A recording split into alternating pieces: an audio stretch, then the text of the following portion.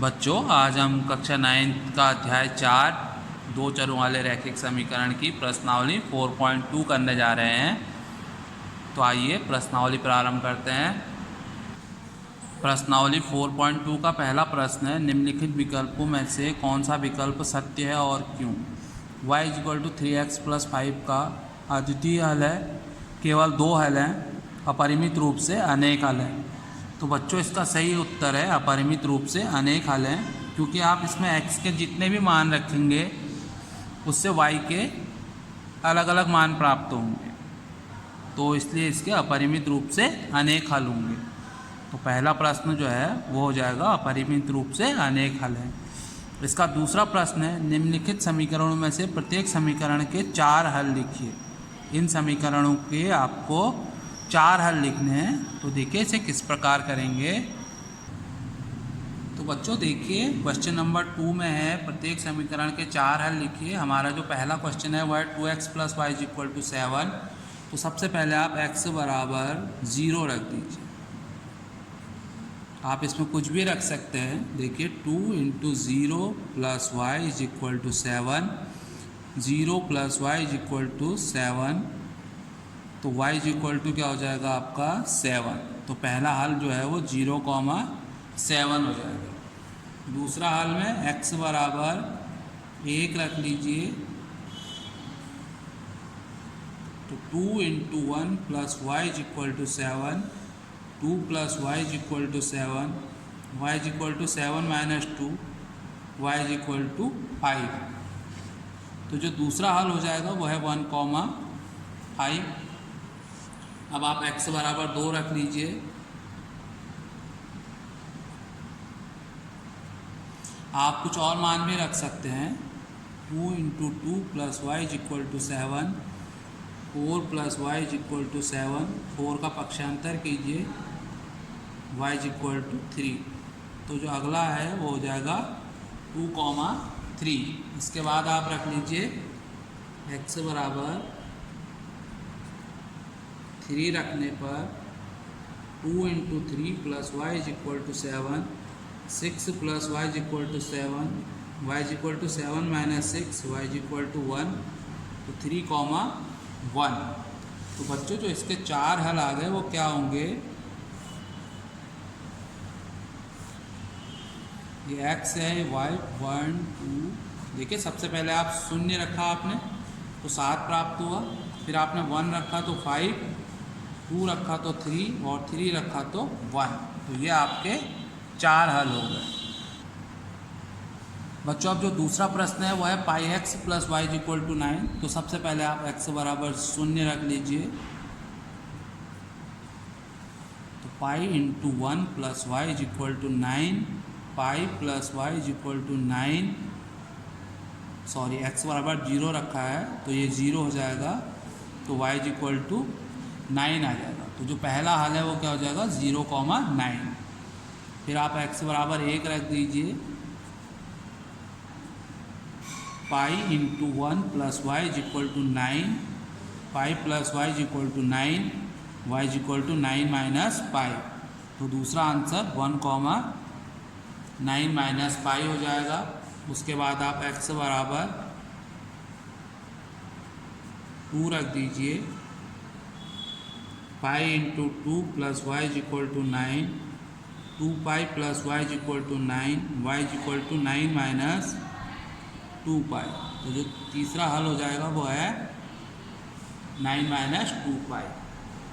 फिर आप x = 3 रख दीजिए। π × 3 + y = 9, 3π + y = 9, y = 9 - 3π। तो 3,9 - 3π। ये इसके 4 हल हो गए। अब आप इन्हें इस प्रकार लिख सकते हैं। x y,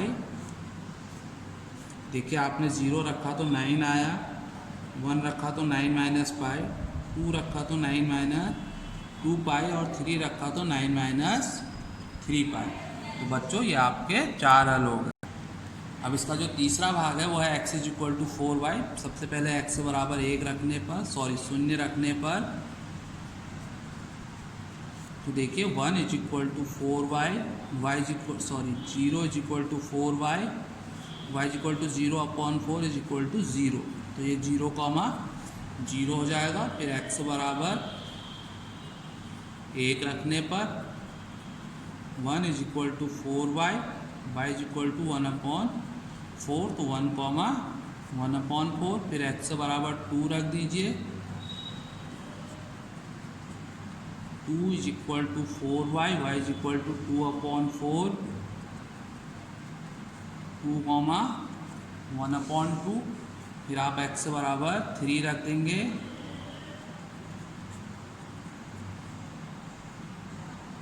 3 is equal to 4y, y is equal to 3/4, तो 3,3/4। तो देखिए इसके जो 4 हल हैं वो क्या हो जाएंगे,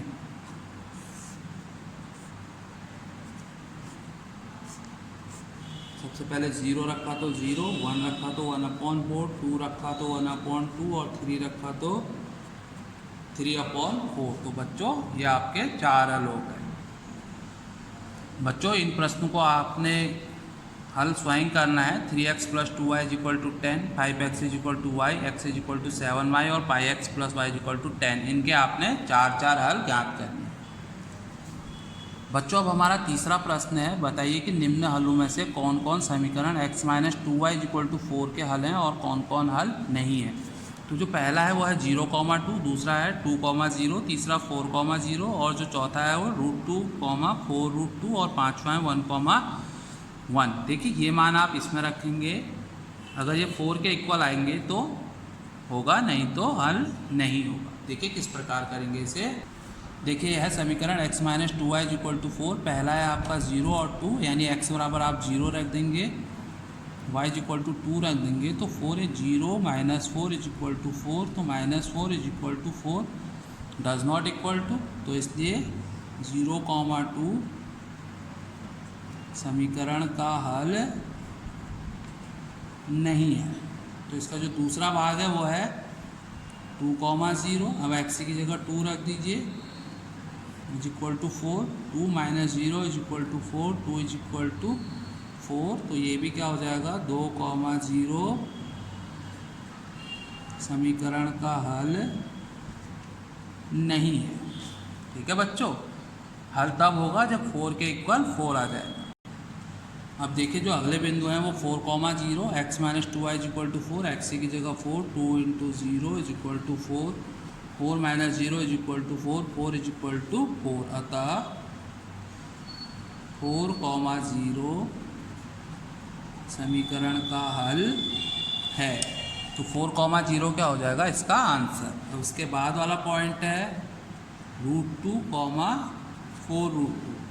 तो देखिए x की जगह √2 रख दीजिए, -2, 4√2 is equal to 4, √2 - 8√2 is equal to 4, -7√2 is equal to 4, तो डज नॉट इक्वल टू, अतः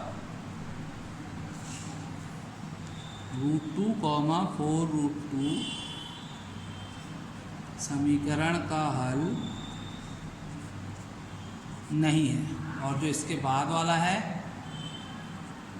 1,1, 1 - 2 × 1 is equal to 4, 1 - 2 is equal to 4, -1 does not equal to 4, अतः